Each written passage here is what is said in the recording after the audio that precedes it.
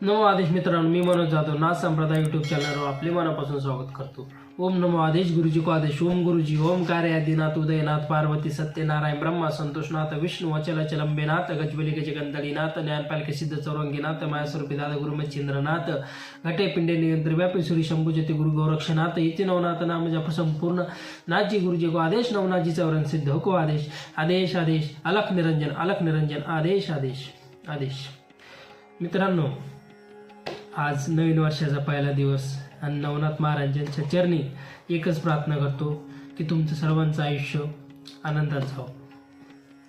मित्रांनो, आजचा विषय, आज नवीन वर्षाचा पहिला दिवस आणि नवनाथ महाराजांची सेवा यावर्षी कशी करावी, सुरुवात कशी करावी. मित्रांनो, बऱ्याच वेळा असं होतं की नवीन वर्षाला आपण देवाला जातो, कुठं बाहेर मंदिरात जातो. ठीक आहे, जा मित्रांनो, काही अडचण नाही. पण पहिले आपलं घरचं पण मंदिर जागृत करून जा. माझं असं म्हणणं आहे की आपल्या घरामध्ये आपण ते देवाची स्थापना केलेली आहे. नवनाथांची असो, स्वामी समर्थांची असो, दत्त महाराजांची असो, कुठल्या बी देवाची असू द्या.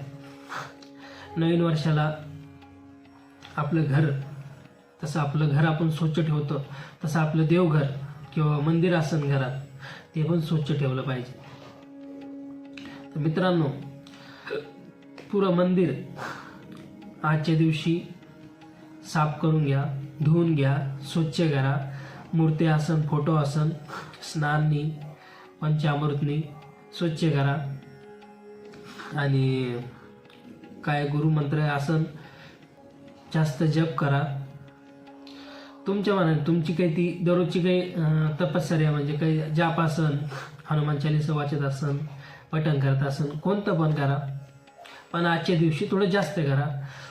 आणि आपल्या देवाला, इष्टदेवताला किंवा नाथांची सेवा करत असेल तर त्यांना प्रार्थना करा की नाथा, आज वर्षाचा पहिला दिवस, आणि त्यांना शुभेच्छा द्या पहिलं नाथांना की नाथ महाराज, आज नवीन वर्ष आहे, माझा तुमचा आशीर्वाद कायम ह्या वर्षी माझ्यासोबत राहो, मला ह्या वर्षाला बळ द्या, तुमची सेवा तेवढी माझ्याकडून होईल, तेवढे तुमचे कार्य आहे ते माझ्याकडून व्हावं, याचं मला बळ द्या, अशी काही शक्ती द्या मला, का मला काही अडीअडचण येऊ नये व माझ्या घरावर काही अडीअडचण येऊ नये. नाथांना असं सांगा.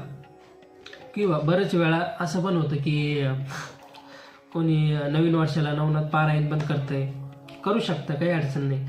जर शक्य नसेल तर 40वा अध्याय पण तुम्ही पाठन करू शकता. तुम्हाला काही अडीअडचण असेल, नवीन वर्षासाठी चांगलं जावं यासाठी पण तुम्ही 40वा अध्याय पाठन करू शकता, हनुमान चालीसा पाठन करू शकता. तुमच्या मनाला ते वाटेल ते तुम्ही करू शकता. किंवा गुरुमंत्र हे जास्त पठण करू शकता. खूप जास्त म्हणजे तुमच्या मनाने 11 माळी, 21 माळी, 51 माळी, तसं तुम्हाला टाईम भेटेल त्या हिशोबाने. कारण हे वर्ष आपल्यासाठी खूप महत्त्वाचं आहे.